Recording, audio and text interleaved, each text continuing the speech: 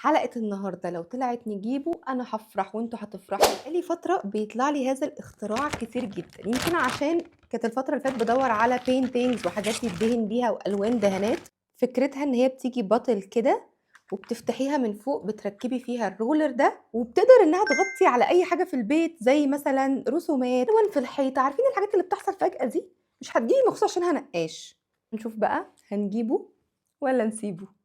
اول مشكله واجهتني ان انتوا ما ينفعش تدهنوها على اي حيطه مش بيضه ناصعه البياض، لان هتلاقوا فرق في اللون. تاني حاجه الدهان اللي جوه كان تقيل قوي ان هو يطلع في الرول، فبصراحه فكره الرول كانت فاشله جدا. وانك تنضفي الحيطه بالليفه السحريه فده اسهل مليون مره، وجربت حتى اشيل حته اللي انا دهنتها بالليفه السحريه كانت بتتشال في ثواني. وفي اللحظه دي كان المنتج ده هياخد نصيبه بجداره، بس جت في دماغي فكره كده قلت اديله فرصه. شلت الرادر خالص واستخدمت فرشه، كان عندي الحته دي ملطخه من اللزق بتاع الوزره، وبدات اخد كميه محترمه وسبتها 4 5 ساعات تنشف وعدت عليها تاني. ودي كانت النتيجه بعد مرتين، وتاني يوم اديتها وش اخير للحتتين اللي كانوا باينين دول، ودي كانت النتيجه النهائيه. يعني بصراحه شايفاها مش بطاله. بقى بعد ما شفتوا الفيديو ده أنا هاسيب لكم الاختيار، نجيبه والّا نسيبه؟